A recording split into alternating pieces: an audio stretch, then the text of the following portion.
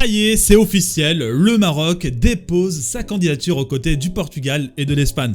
Alors en face, on a deux autres candidatures, dont une qui fait un peu peur, on va pas se mentir. Alors on a d'une part, justement, l'Amérique du Sud avec le Paraguay, le Chili, mais aussi l'Argentine. L'Argentine, en termes de communication, de publicité, c'est juste monstrueux, parce que quand tu parles d'Argentine, tu parles de Maradona, tu parles de Messi, potentiellement le meilleur joueur de l'histoire du football. C'est d'ailleurs eux qui ont pris la dernière Coupe du Monde. Et en dernier, on a l'Uruguay qui a déjà gagné le titre 2 fois et qui l'a organisé une seule fois.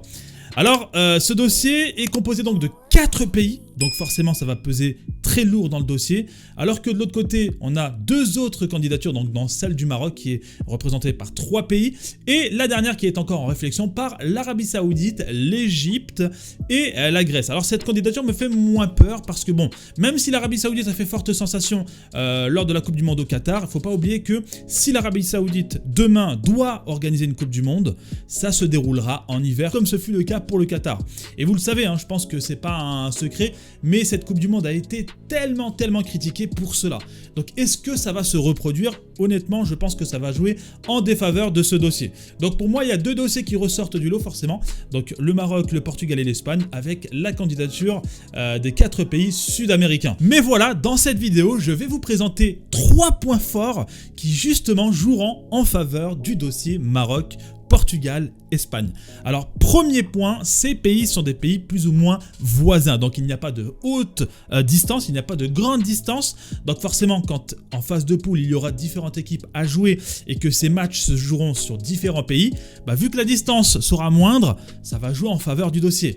Le deuxième point, justement, c'est le fuseau horaire. Il n'y a pas de grand décalage au niveau des horaires, au niveau de ces pays. Vu qu'ils sont plus ou moins rapprochés, on a quoi? Grand max 1 heure de décalage. Donc, ça encore, ça va jouer en faveur du dossier. Troisième point, c'est le Maroc. Alors le Maroc, c'est un pays qui a voulu organiser cette Coupe du Monde maintenant depuis tellement de nombreuses années. Malheureusement, c'est passé de très peu, je crois, en 98 face à la France et en 2010 face à l'Afrique du Sud. Alors voilà, aujourd'hui, le Maroc a toutes ses chances de prendre sa revanche aux côtés de l'Espagne et du Portugal qui ont eux aussi leurs atouts, leurs avantages. Quatrième et dernier point, bonus. Alors dans l'histoire récente de la Coupe du Monde, en 2014, c'était le Brésil qui avait organisé cette Coupe du Monde, donc c'était en Amérique du Sud.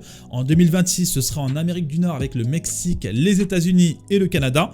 Et en 2030, je suis désolé, mais j'ai un peu de mal. J'ai du mal à croire qu'en 2030, encore une fois, on sera sur le continent américain. Donc cette fois-ci en Amérique du Sud.